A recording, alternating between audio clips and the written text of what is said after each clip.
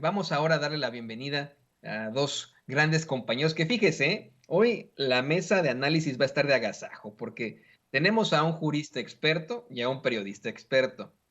Yo le soy perfectamente honesto, esa es mi idea, mi visión del mundo. Considero que los periodistas y los políticos somos como el agua y el aceite y por eso no podemos ser amigos. O sea, a lo mejor puedes salir con uno, platicar, pero nunca funciona la situación. Pero al hablar de un abogado o abogada, jurista, constitucionalista y de un periodista, sí hay mucha siempre vinculación y este tipo de mesas, de ejercicios, pues provocan muchísimo el diálogo y el análisis, especialmente con tres casos que vamos a plantear hoy muy importantes. Las declaraciones del presidente López Obrador ante la determinación del Tribunal Electoral del Poder Judicial de la Federación y, por supuesto, estas nuevas revelaciones que hace del caso Ayotzinapa. Y por eso saludo a estos dos grandes expertos muy admirados por mí, al jurista y constitucionalista, al doctor Isaac de Pasco. ¿Cómo te va, doctor? ¿Qué tal, estimado Toño? Audiencia de Sin Censura y al maestro Jaime Hernández, pues buen día o buena tarde, según sea el horario. Pues aquí, mucho gusto de estar aquí siempre en este programa. Mucho gusto de saludar también, doctor, y por supuesto, como ya mencionabas, está con nosotros el editor de la Jornada Sin Fronteras y legendario corresponsal de guerra, el querido Jaime Hernández. Jaime, ¿cómo te va? Querido Toño, ¿cómo estás? Muy buenos días en este jueves 29 de septiembre. Le mando también un gran abrazo a Isaac de Paz. Pues, ¿qué les parece? Pues estoy bien, con mucho ánimo, aquí al pendiente de las determinaciones en el caso de Vicente Serrano con el Junior S. Héctor Suárez Gómez. Mientras tanto, pues tenemos mucho de qué platicar. Por eso es que a la gente que se va conectando no ha visto usted a Vicente, está en estos momentos en la comparecencia, en la audiencia, junto con nuestro queridísimo César Gutiérrez Priego. Por eso es que no lo ha visto, pero si hay oportunidad, nos estaremos enlazando con él para que nos dé a conocer lo último sobre este caso. Mientras tanto, pues vamos a darle, queridos compañeros, a la mesa. Hoy llamaba mucho la atención que el presidente López Obrador, bueno, pues comentara que está satisfecho con la resolución del Tribunal Electoral del Poder Judicial de la Federación, porque dice, esto en cuanto al doctor Américo Villarreal, dice que no convenía un conflicto postelectoral, dice que bueno, que en efecto se tardaron los magistrados, pero que al final resolvieron bien, aguantaron presiones, porque evidentemente había muchos intereses de por medio, que hasta el Palero de Héctor de Mauleón, Palero en otros sexenios, obviamente, sacó documentos falsos, que hubieron campañas de desprestigio contra el doctor Villarreal, pero que al final se determinó que no había pruebas y se respetó la voluntad del pueblo de Tamaulipas. Doctor, ¿qué sigue ahora para ese pueblo de Tamaulipas que hereda una pues terrible deuda por parte de Francisco García Cabeza de Vaca? ¿Qué significa esta determinación del Tribunal Electoral del Poder Judicial de la Federación? Danos tu opinión, querido doctor Isaac de Paz. Bueno, Toño, primero, aunque a veces suene como un descontento contra las autoridades judiciales, la verdad es que en diversos casos también el Poder Judicial de la Federación, el Tribunal Electoral, suele ser objetivo, suele ser contundente. Y aquí la verdad es que no había caso, o sea, el planteamiento jurídico para toda la gente que nos sigue, que pues quiere enterarse un poco más, era que la elección tenía vicios de nulidad por distintas razones, porque participaron supuestamente personas del Servicio Público de Tamaulipas, porque supuestamente participaron personas con financiamiento ilícito, posiblemente hasta el narco, y querían en estas últimas semanas contaminar el debate jurídico con el siempre debate mediático,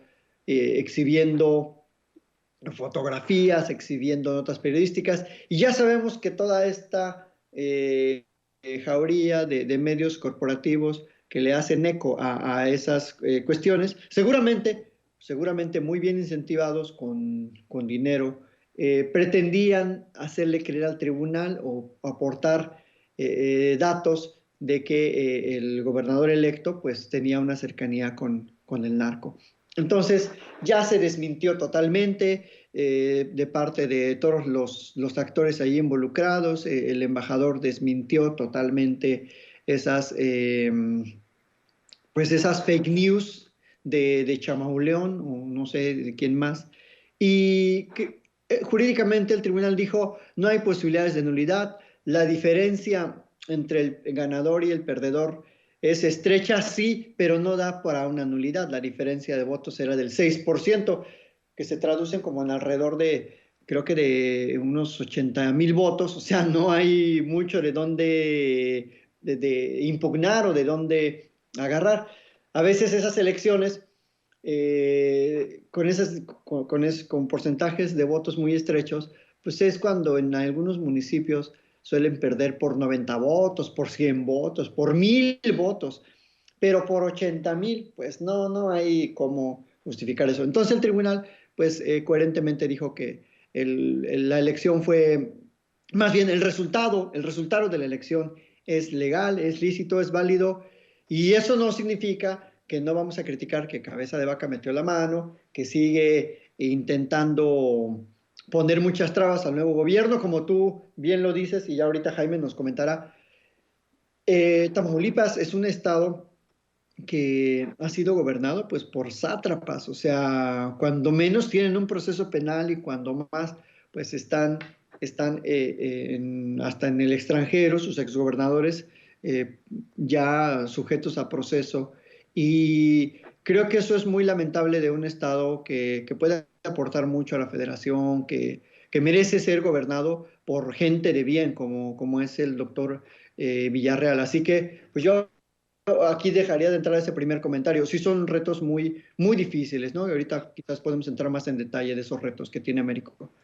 Jaime, algo que menciona el doctor es extremadamente importante. Intentaron contaminar el debate jurídico con el debate mediático. Eso es fundamental. Y ahí es donde entramos nosotros los periodistas, ¿no? A poder decir, híjole, exactamente. A lo mejor, y sucede muchas veces, que existen periodistas que en su momento fueron abogados, ¿no? Julio Hernández López, Julio Astillero, pues él, su carrera es de abogado, por ejemplo, y tantos que están por ahí, y que a lo mejor, pues bueno, pueden tener una noción de este tipo de planteamientos. Obviamente también existen en los medios de comunicación tradicionales corporativos una serie de asesores que le podrían decir a los, no sé, ¿no? A los comentaristas, a los conductores de Televisa, de TV Azteca, no, ¿sabes qué? Pues como bien plantea el doctor Isaac de Paz, no hay caso en este caso, ¿no? No va a proceder. Y aún así, querido Jaime, en los medios de comunicación corporativos le dieron un vuelo a esta información,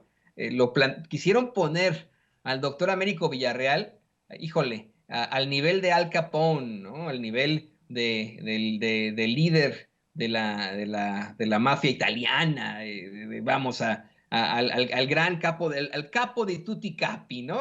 Así quisieron poner al doctor Villarreal y pues en todo caso le salió el tiro por la culata. ¿Tú qué opinas, Jaime? Pues yo creo que la batalla por Tamaulipas dejó entrever, dejó en evidencia esta maraña de intereses de lo más representativo de la época del PAN y del PRI. Esta colusión de intereses entre grupos mafiosos, cárteles de la droga, periodistas vendidos, medios subsidiados con dinero de los cárteles de la droga, es realmente una inmundicia, pero hay que reconocer, querido Toño, porque en México la práctica del periodismo ha sido harto complicada desde los últimos, qué sé yo, 100 años, ¿no? Es complicado, ha sido complicado sobre todo para los periodistas de provincia. Pero en este caso que nos ocupa, yo suelo decir que los periodistas efectivamente no podemos irnos a la cama con el poder. Podemos tener una relación, una proximidad. De hecho, es nuestra obligación tener cierta proximidad con el poder político, porque de otra manera, ¿cómo vamos a sacar información? ¿Cómo vamos? Necesitamos asomarnos a las entrañas del poder, pero nunca irnos a la cama con el poder. tener una luna de miel, si tú quieres, pero nunca irnos a la cama con el poder. ¿Por qué? Porque entonces eso ya nos jode, ¿sabes? Condiciona nuestros puntos de vista, los intereses, pues entran en juego y es lo que hemos visto, lo que ha ocurrido en Tamaulipas. ¿Cuántos medios en el estado de Tamaulipas no han estado comprados? Lo mismo exactamente que pasaba en Campeche, ¿no? Así es que yo creo que en esta ocasión, para mí, el gran vencedor de todo este proceso electoral ha sido el pueblo de Tamaulipas. El pueblo de Tamaulipas que ya conoce al revés ya el derecho a los políticos, a la prensa, a los partidos políticos, dicho no, ya basta, no queremos seguir más con este historial de gobernadores delincuentes que se enriquecen, con esta violencia inusitada que ha asolado a Tamaulipas. Y yo creo que el pueblo es realmente aquí el gran protagonista. Por eso yo creo que el Tribunal Electoral del Poder Judicial de la Federación no tuvo más remedio. Sí es cierto que recibió muchas presiones, pero imagínate, Toño, imagínate, Isaac, que el tribunal hubiera dado un fallo distinto. Yo, bueno, ni quiero pensar cómo hubiera reaccionado el pueblo de Tamaulipas, a quien le costó sacarse de encima a estos ladrones de 7 suelas, a estos criminales. Ahora lo que sigue es ver, porque hemos visto la determinación del pueblo de Tamaulipas, ellos ya han aprendido que el pueblo pone y el pueblo quita, y vamos a ver si la larga cola de Francisco Javier Cabeza de Vaca le permite huir. Yo creo que tiene la cola tan larga, tan larga, tan larga, que le va a impedir realmente ocultarse. Por más que lo intente, tiene una cola demasiado larga. Así es que esa cola va a ser muy difícil de esconder. Hay numerosas evidencias, hay muchas investigaciones.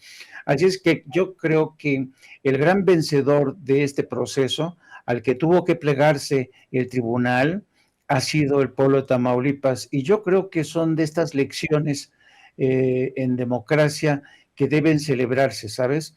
Yo francamente he conocido las historias terribles de Tamaulipas, los asesinatos, los encarcelamientos abusivos, la violencia y las mafias dentro de las cárceles, la corrupción del aparato judicial, la complicidad de Cabeza de Vaca, toda esta lista de notarios que han sido nombrados por Cabeza de Vaca, de tal suerte que yo creo, yo creo que el pueblo de Tamaulipas está viviendo un proceso harto complicado porque no es tan fácil decir que Tamaulipas ya ganó, no, y ellos lo saben muy bien, porque ellos podrán haber mandado al carajo a un gobernador del PAN y le dan la bienvenida a Américo Villarreal, pero hay que tener en cuenta, como ocurre a nivel federal, que la transición a la democracia en Tamaulipas va a ser lenta, va a ser dificultosa, pero yo creo que el pueblo de Tamaulipas ya está tan decidido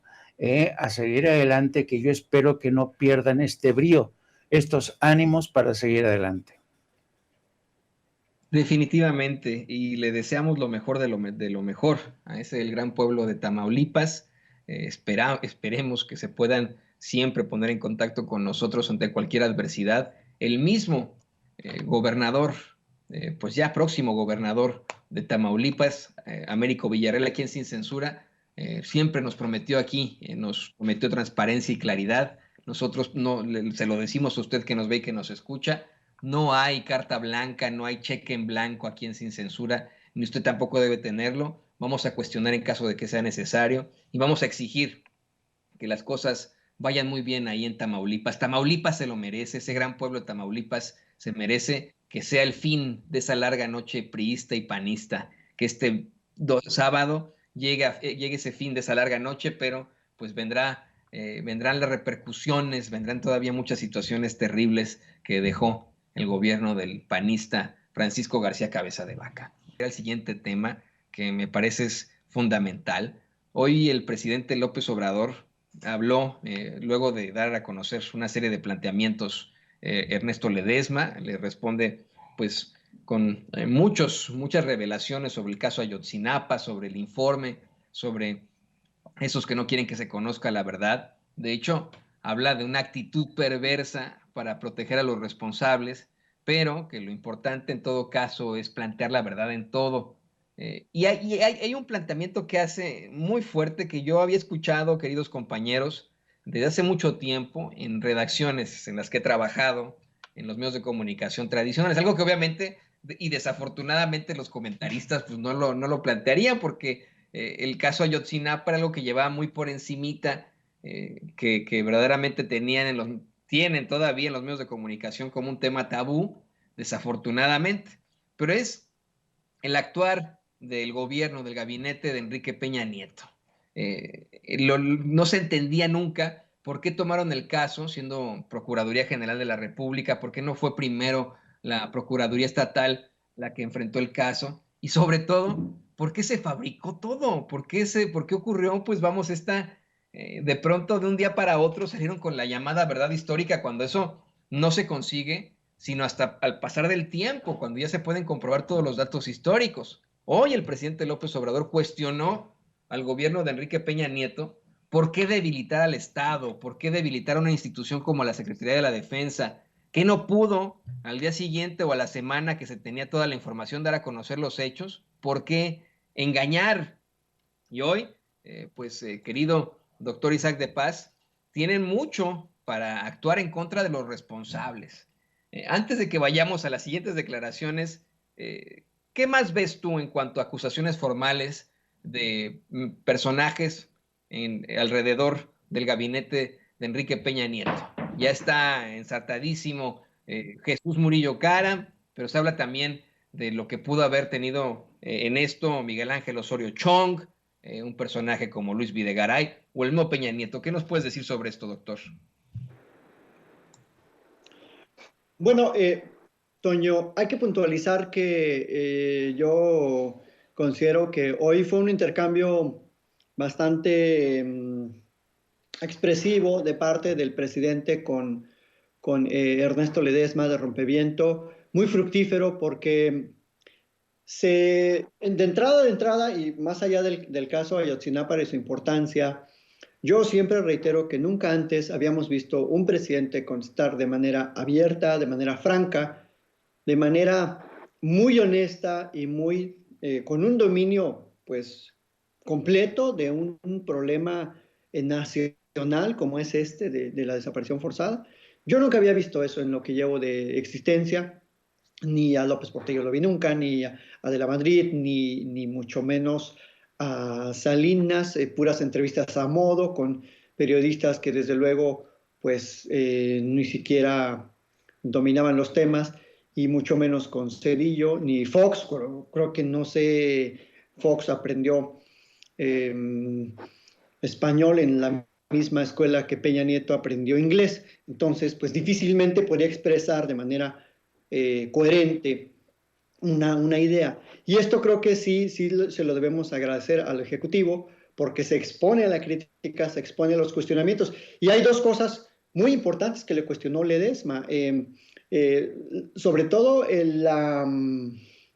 esta versión, fake versión de que la FGR, digamos, se desistió o quitó o se echó para atrás, como se dice en el argot coloquial, de 20 órdenes de aprehensión hacia militares. El presidente reiteró que él nunca ha tenido conocimiento de esas órdenes de aprehensión y que no pudo haber ocurrido eso. Y bueno, se fue un intercambio muy bueno porque se expuso parte del informe y quedó claro que el presidente no está para solapar a nadie y el ejército tampoco como institución.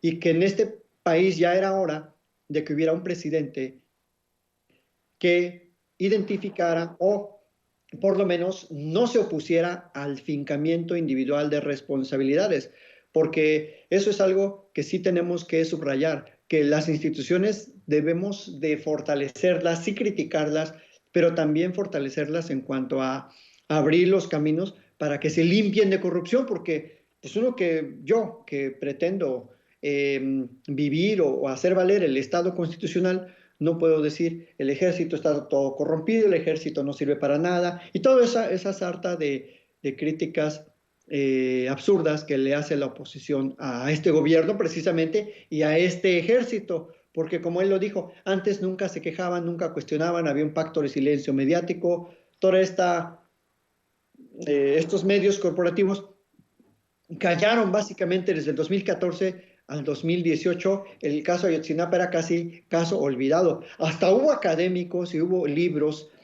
que justificaban la verdad histórica, que de alguna manera le daban ese sustento pseudocientífico a esa verdad histórica que hoy sabemos es una gran mentira. Y creo que el presidente, por otro lado, algo importante es que está consciente del debido proceso, que está consciente de que no se puede acusar o al general Cienfuegos o al mismísimo Peña Nieto o a otro más, y que eso no le corresponde juzgar a él. Por eso creo que es acertado de su parte que diga, no, yo no puedo investigar al general Cienfuegos, no es el papel del Poder Ejecutivo. Por eso reiteró, y me parece muy sano que diga eso. Yo establecí una comisión, eso es una comisión que está investigando y que es totalmente técnicamente independiente del Poder Ejecutivo y que tiene un acompañamiento con la Fiscalía Especializada para el caso Ayotzinapa. Y ahí, claro, ahí suceden muchas otras cuestiones porque en la FGR todavía hay mucha gente que no quiere el avance en México, que no respeta la transformación, que se opone al progreso que está planteando este presidente. Entonces, qué bueno que fue Ernesto Ledesma, que puso el dedo en la llaga, que cuestionó, y eso creo que es bastante saludable, porque nunca antes ningún periodista podía cuestionarle nada de esa manera a un presidente de la República. Y creo que si no hubiese sido por esa decisión política de reabrir el caso, de encauzarlo hacia donde nos tenga que llevar, que posiblemente va a ser muy difícil lograr plenamente la justicia, bueno, pues es el resultado que tenemos después de 4 años, de entre 14 y 18, que ese caso fue contaminado, fue manipulado desde las más altas esferas, desde la PGR entonces, y pues bueno, se está reconstruyendo el caso con los vestigios que se pueden encontrar hablando de investigación. Entonces no es fácil, o sea, tan solo ver las sábanas de llamadas de los registros, los millones de registros que hubo que analizar para llegar a ciertas conclusiones, eso nunca se había hecho y además pericialmente y documentalmente es una labor titánica. Yo admiro mucho el trabajo de Alejandro Encinas, de la Fiscalía Especializada, la persistencia de las familias, de las sobrevivientes, porque no es nada fácil. La gente dice, ay, ¿por qué no se resuelve el caso? Y mucha gente hasta cercana reclama, ¿por qué no se ha resuelto Ayotzinapa? Bueno, hacerlo bien, hacerlo con el debido proceso, hacerlo siguiendo las leyes que ya están establecidas previamente, pues cuesta mucho trabajo. Construir una mentira les llevó 2 meses. O sea, es más, creo que mes y medio construir esa falacia, ese absurdo de los estudiantes fueron quemados, eran revoltosos y la delincuencia organizada los eliminó. Eso les llevó un mes pensar con su cerebro de ratón que tienen, de ratón corrupto, porque hay ratones muy decentes. Les llevó un mes. Entonces, reconstruir todo eso cuando el Estado mexicano había hecho todo lo posible por no encontrar nada, por justificar un crimen y de quienes participaron en ese crimen, un crimen de lesa humanidad, pues bueno, está costando mucho trabajo. Y creo que hay mucha voluntad política, hay mucho trabajo técnico detrás, mucho trabajo también pues de algunas organizaciones como Centro Pro, me consta que han trabajado muy fuerte, de los mismos abogados, y que claro, va a haber ciertas diferencias de visión. El presidente lo dijo, pues no todos pensamos igual, hay algunos que sugieren unas rutas procesales, hay algunos que sugieren otras, pero eso es muy bueno, creo, porque por primera vez tenemos un presidente que se entera de las cosas, que sabe hacia dónde van la solución de los problemas que le están planteando en la agenda nacional y que tiene la agenda de todo. Eso no era posible antes, o sea, Fox necesitaba un vocero, el Rubén Aguilar era su vocero porque no sabía ni hablar, no sabía ni caminar el señor. Entonces, pues claro que es muy difícil esta situación de Ayotzinapa y tenemos que seguir persistiendo en esa ruta y tendremos que encontrar la poca o mucha justicia que nos llegue, creo que será muy buena. No sé qué opine Jaime al respecto. ¿Tú qué opinas de esto, querido Jaime Hernández? Hijo, mano, mira, yo creo que el diálogo entre Ernesto Ledesma y el presidente Andrés Manuel López Obrador como bien lo señalaba Isaac, arroja luces donde había muchas sombras, y yo creo que precisamente ese ha sido el problema de este caso de Ayotzinapa. Yo creo que la guerra que ha librado México desde que se atrevió a desatarla Felipe Calderón ha sido una guerra opaca, ¿sabes? Una guerra sórdida donde todos los mexicanos siempre nos preguntábamos quiénes son los protagonistas de verdad de esta guerra, ¿no? Y poco a poco se ha ido desgranando la verdad. Es no solamente los carteles de la droga, la complicidad del ejército, la complicidad del poder político desde la época de Salinas. Raúl Salinas de Gortari fue el primero que autorizó los vuelos de los cárteles de Colombia, ¿no? Fue el que más se benefició y se enriqueció con ese tráfico de drogas. Entonces, la guerra que ya había comenzado con Salinas de Gortari, pero que se acentuó, se enrareció aún más con Felipe Calderón, nos dejó a todos los ciudadanos en medio de un desconcierto, en una especie de blackout, de oscuridad. Y en muchos sentidos suele decirse, este es un viejo refrán africano, que dice, en la guerra, la sociedad civil, los ciudadanos, son como el pasto bajo los pies de un enfrentamiento, de una pelea entre elefantes. Siempre no sabemos por dónde nos va a caer, estamos bajo el peso continuo de la violencia de estos pinches elefantes que tenemos encima. Y por eso mismo, yo creo que el gobierno de Andrés Manuel López Obrador tendría que haber sido más transparente a la hora de comunicar todo lo que ha ocurrido desde que se dio a conocer el informe. Yo siempre recomiendo luz y taquígrafos. Es la mejor medicina para evitar la especulación, las campañas de desinformación malintencionadas. Y yo creo que el presidente, que por primera vez hoy nos dio la línea del tiempo de cómo se fueron produciendo las peleas, pues por primera vez nos estamos dando cuenta quién está contra quién, porque desde que el presidente reconoció de que efectivamente había diferencias, que tenía presión en su gobierno, pues se desató la especulación. ¿Presiones de quién? De los militares. Hoy Aguilar Camín se atreve a publicar en el diario Milenio que según versiones, ya saben, de fuentes allegadas de Palacio, en una reunión en la que estaba el secretario de Defensa, dio un manotazo en la mesa porque se iban a meter contra los militares y dijo, si esas vamos, voy a sacar el ejército de las calles.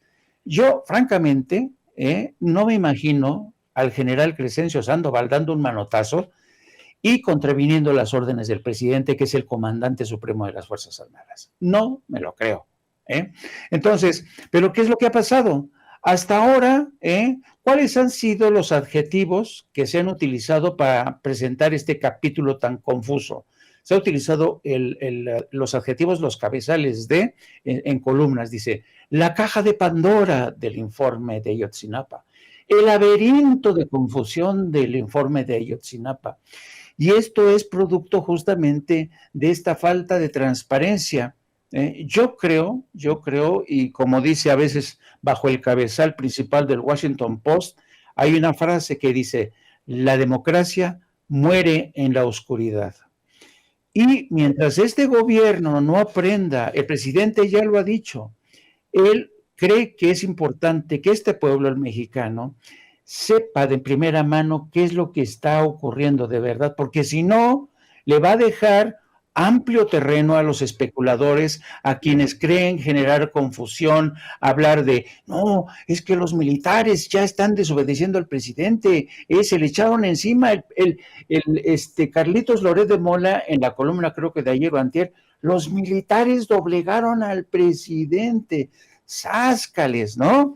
Entonces yo por eso recomiendo siempre luz y taquígrafos.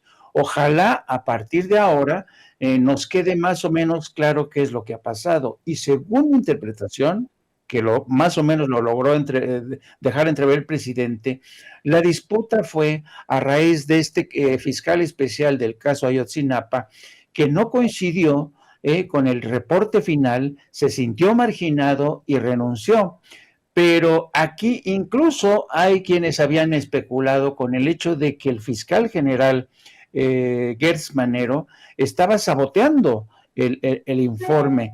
Y en fin, son tantas las especulaciones que han surgido que incluso la gente que tenemos buena fe y ganas de creer en este gobierno, nos hemos quedado prácticamente perplejos, ¿no?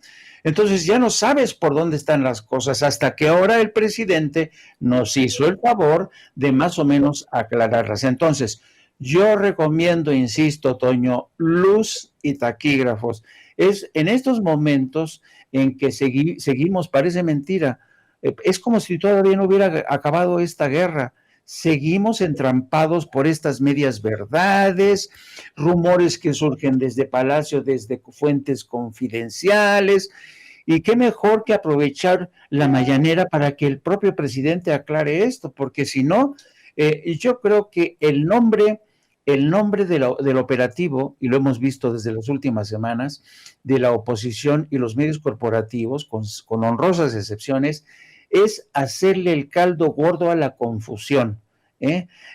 Vamos a confundir a la gente, vamos a utilizar a los columnistas, en medio de esta confusión, capaz y que nos creen que Américo Villarreal está aliado con los narcos, en medio de esta confusión, capaz y que vamos a vender la moto de que el ejército está doblegando al presidente. Vamos a aprovechar este desconcierto.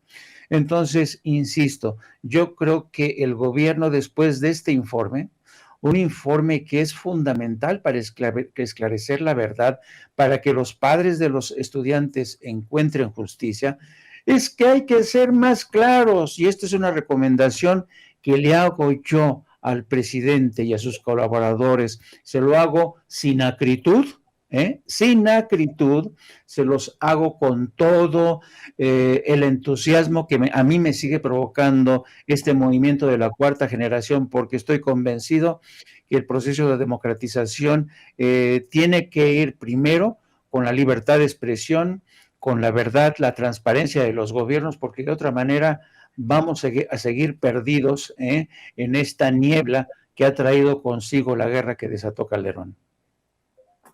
De hecho, hoy mismo el presidente López Obrador lo planteaba, decía cómo es que no hay ningún tipo de presión hacia él por parte de las Fuerzas Armadas, por parte del Ejército.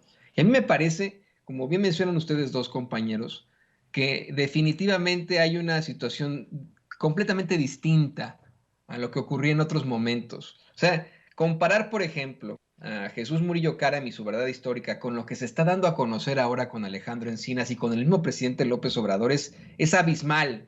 De tener el típico político priista que hasta habla de lo cansado que está y que para salir del problema se determina una supuesta verdad histórica cuando es un hecho que acaba de ocurrir, a dar a conocer datos, al hecho de que estén enfrentando las consecuencias funcionarios, bueno, exfuncionarios públicos y militares, pues creo que hay una diferencia abismal en todo esto. Y por supuesto que no cuestiono los planteamientos de los padres y madres de Ayotzinapa. Ellos tienen todo el derecho de seguir exigiéndole al gobierno federal claridad en este caso, incluso de criticar, de hacer acusaciones pertinentes al respecto. Por supuesto que sí, entendemos su dolor. Nosotros tenemos que exigir esa luz en la oscuridad, como habla Jaime, como de la que habla Jaime. Es absolutamente necesario que busquemos esa luz en la oscuridad, y por eso, para hablar de este último tema de la conferencia de prensa mañana, pues vamos, de esta mesa de análisis,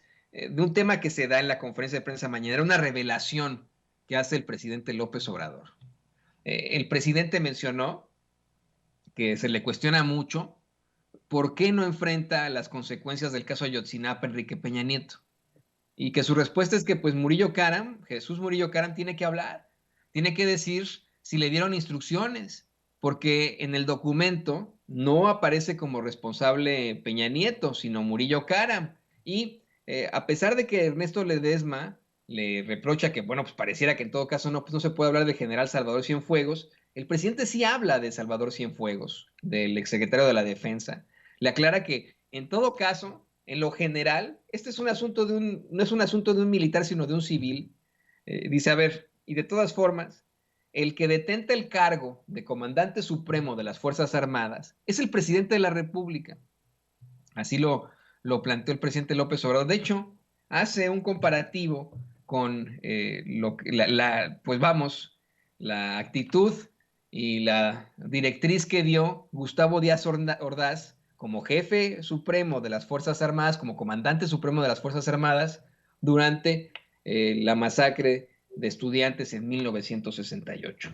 ¿Tú qué opinas, doctor Isaac Paz?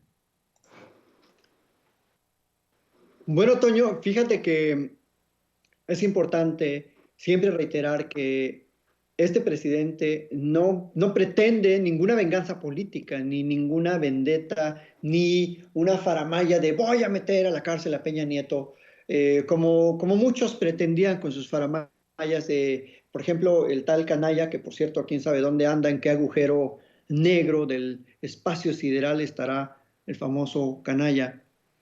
El presidente dice, bueno, tiene que haber elementos objetivos, tiene que haber un señalamiento, evidencias, porque pues es un presidente respetuoso del derecho de defensa de las personas y no por quedar bien con mucha gente que posiblemente hasta le reclamamos que no hay, queremos ver a un expresidente en la cárcel. Pues no se trata de eso, de lo que queramos, se trata de que haya elementos objetivos para acusarlo.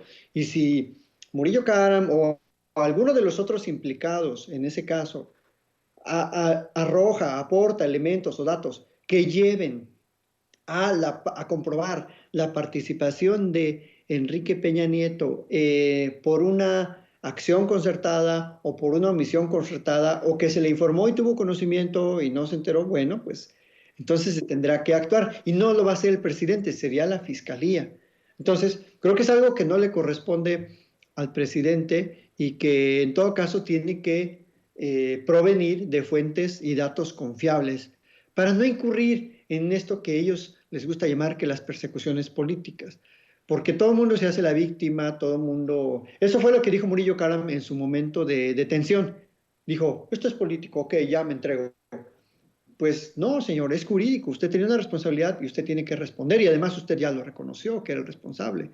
Entonces, creo que sí es muy prudente el presidente en decir, bueno, pues si hay elementos, que se investigue, que se le señale y en todo caso que se judicialice lo que haya que judicializarse, pero menos no, porque creo que es un gran riesgo cuando un presidente actúa de manera visceral o de manera, pues nada más incentivado por la ganancia política, como muchos lo han hecho, así como Peña Nieto metió a la cárcel a Bester Gordillo y a otros en el pasado, que al último ni les compraban nada, los dejaban salir y quedaban hasta con su honorabilidad intacta. Entonces, yo creo que es mejor ir a paso firme, que sea paso lento. Claro, eso no gusta mucho, pero es mejor. Yo pienso que es mejor porque ni se usan facciosamente las instituciones, ni se debilitan y todo tiene que encontrar un camino de qué es lo que realmente pasó. Entonces, esa es mi opinión, Toño. Y tienes razón, en estricto sentido, pues no es el presidente como el que detenta el poder ejecutivo, el que tendría que estar exhibiendo las responsabilidades en el caso Ayotzinapa, pero querido Jaime, la realidad es que sí pesa mucho que un presidente dé a conocer este tipo de datos. Sí pesaría muchísimo que, ok, digamos que de pronto Murillo Karam hace el planteamiento de que hubo algún tipo de instrucción por parte de Presidencia de la República, por parte del expresidente Enrique Peña Nieto. Y esto permite que se genere algún tipo de carpeta de investigación por parte de esa misma Fiscalía General y se sume a otras investigaciones que ya tienen sobre precisamente Enrique Peña Nieto. Creo que sería verdaderamente pesado, fuerte, importante y vital para la vida pública de México que sea el mismo presidente López Obrador el que lo exhiba y el que digan, pues ahí está, yo no lo puedo perseguir, yo no puedo decir nada, pero sí fue el Estado, sí fue la directriz del comandante supremo de las Fuerzas Armadas que en ese momento fue Enrique Peña Nieto. ¿Tú qué opinas, Jaime? Hijo, mano, no sé. Fíjate que cuando llegamos a la parte, porque es un capítulo aparte, el de Murillo Karam, fíjate que yo no sé si ustedes han visto esta película magistral del Padrino, que por cierto fue seleccionada para estar hoy Es una de las pocas películas que se conservan en el Congreso, en la Biblioteca del Congreso de Estados Unidos, ¿no? ¿Por qué? Porque realmente, aunque con personajes ficticios, El Padrino relata esta colusión de los mafiosos con el poder político, con la policía, ¿no? ¿Y por qué cito al Padrino? Porque para mí Jesús Murillo Caram es uno de estos viejos operadores del PRI. Es un tipo de una escuela antigua, muy anterior incluso a Enrique Peña Nieto. Jesús Murillo Caram ha sido todo un personaje en sí, es mucho más anterior, comulga de la vieja escuela de, por ejemplo, de la omertá, ¿no? De la omertá casi siciliana que había en el PRI. Y yo dudo mucho, dudo mucho, francamente, que Murillo Caram eche bajo el autobús a Enrique Peña Nieto, ¿no? Como sugería hoy el presidente. Hay que tener en cuenta que Jesús Murillo Caram ya es un hombre de muy avanzada edad, está enfermo, y ¿qué beneficio podría traer para él echar al agua a Peña Nieto, limpiar su reputación?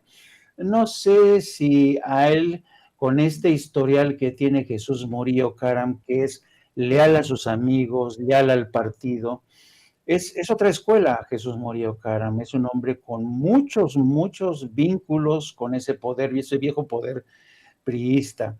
Así es que yo lo veo francamente, dudo mucho que Murillo Caram vaya a hacer esta medida. Yo recuerdo que en El Padrino hay uno de los miembros de la familia que está encarcelado, que está dispuesto a cantar, después lo convence el FBI, pero resulta ser que llega el señor de la mafia, lleva con su hermano que lo traen desde Sicilia y lo presentan en el juicio, y entonces se lo piensa y termina suicidándose, ¿no? Para no echar bajo el autobús al capo de Tutti la Mafia. Frank Entonces, Pentangeli le decían, Cinco Ángeles, Frank Cinco Ángeles, Frank Pentangeli, me encanta. Yo, mira, además de ser fanático de las películas, he leído a Mario Puzo tantas veces, leo y releo El Padrino, porque eso es como no lo he releído como un par de veces, pero una de las novelas que más me gustan, no al nivel del ingenioso Hidalgo Don Quijote de la Mancha o Cien Años de Soledad, pero me gusta mucho leer a Mario Puzo. De hecho, yo le recomiendo al público consentidor que lea la obra, porque tiene muchos más datos, se da a conocer por qué hasta el mismo Vito Corleone le tenía miedo a Luca Brasi, por ejemplo, ¿no? Hace una cosa terrible, ¿no? Pero que a mí me recuerda mucho a los panistas, y perdón por interrumpirte, Jaime, pero me gusta mucho. No, es que es eso, ¿no? Yo también recomiendo las lecturas de Mario Puzo, porque es eso, es la vieja escuela, ¿sabes? Es la forma de entender la vieja lealtad partidista. De ahí surge el concepto de la partidocracia, ¿no? Entonces, yo creo que en cualquier caso, para los periodistas de hoy, para la sociedad de hoy, resulta difícil entender esto, ¿no? Pero yo creo y el propio López Obrador sabe muy bien, conoce muy bien a estos viejos políticos que son unos zorros. Entonces le preguntan, ¿por qué no está incluido ahí Enrique Peña Nieto? ¿Por qué no está incluido el general Cienfuegos? Y como Epigmenio Ibarra también lo ha dicho, y yo también lo digo, a mí se me hace imposible, Toño, Isaac, que el general Cienfuegos no estuviera enterado. Es imposible, ¿no? Pero ¿se atreverá Murillo Caram a echarlos por delante? Yo francamente no lo sé, pero si realmente queremos rendición de cuentas, si queremos realmente llegar a la verdad, pues tendría que pasar eso. Pero en un mundo ideal tendría que pasar eso, pero nunca hemos vivido en un mundo ideal, querido Toño, querido Isaac. Pero apostémosle a ese mundo ideal, queridos compañeros, querido Jaime, querido Isaac. Yo les agradezco por esta gran mesa de análisis que hemos tenido. Ha sido verdaderamente fuerte, creo que muy enriquecedora para el público consentidor. Espero que así lo esté opinando nuestra audiencia. A mí me parece que ha sido muy enriquecedor lo que hemos visto, lo que hemos escuchado hoy ante esta pues estos temas que se presentan. Y te ruego, mi querido Jaime, que por favor nos compartas tus redes sociales, qué andas haciendo por ahí en tus canales, cómo es que estás conduciendo como yo, pero en la noche. Ya somos compañeros de conducción, de Sin Censura. Compártenos tus redes sociales, querido Jaime Hernández. Muchas gracias, querido Toño, como siempre, y un honor, como siempre, estar con el querido Isaac en esta mesa de debate. Yo respeto mucho a Isaac, porque como bien dices tú, es un gran abogado constitucionalista. Les pido, por favor, que me sigan a través también de mi propio canal en No Apto para Cínicos. Transmitimos todos los días a partir de las 14 horas, de las 14 a las 16 horas. También me pueden seguir a través de mis redes sociales, @Jaime Journo, es Journo o Journo, que viene del inglés journalism o periodista. Perdón por esa pedantería de Journo, pero para que me identifiquen. Y también les pido que nos sigan a través de nuestra sección de La Jornada Sin Fronteras, del gran periódico La Jornada. Un placer, caballeros, y hasta la próxima. Pero no te equivocas porque está en inglés, en alemán, en italiano. En alemán es journalist, en italiano es jornalista, en inglés journalist, ¿no? Entonces, pues no te equivoques, bueno, que le pongas giorno así porque así lo pones junto, mi querido Jaime, ¿no? Esa es la realidad del periodista. Y pues también le quiero agradecer al doctor Isaac de Paz, jurista y constitucionalista, por este espacio. Por favor, doctor, compártenos tus redes sociales. Bueno, me pueden seguir en Twitter, @Isaac de Paz, con K, @Isaac de Paz en Twitter, y bueno, en mi canal de YouTube, Isaac de Paz González. Y gracias a Jaime, yo también le admiro mucho. Él, pues, es un referente del periodismo en La Jornada. Y bueno, pues gracias a ti, Toño, al espacio. Suerte para Vicente en la audiencia de hoy. Y bueno, un saludo a todo el equipo de Sin Censura. Muchas gracias. Gracias a ustedes, queridos compañeros. Hoy tiene usted al jurista y constitucionalista doctor Isaac de Paz González y el editor de La Jornada Sin Fronteras y legendario, reconocidísimo corresponsal de guerra, Jaime Hernández, aquí en Sin Censura, en donde hablamos hasta de Frank Pentangeli, ahí en la historia, en la obra de Mario Puzo.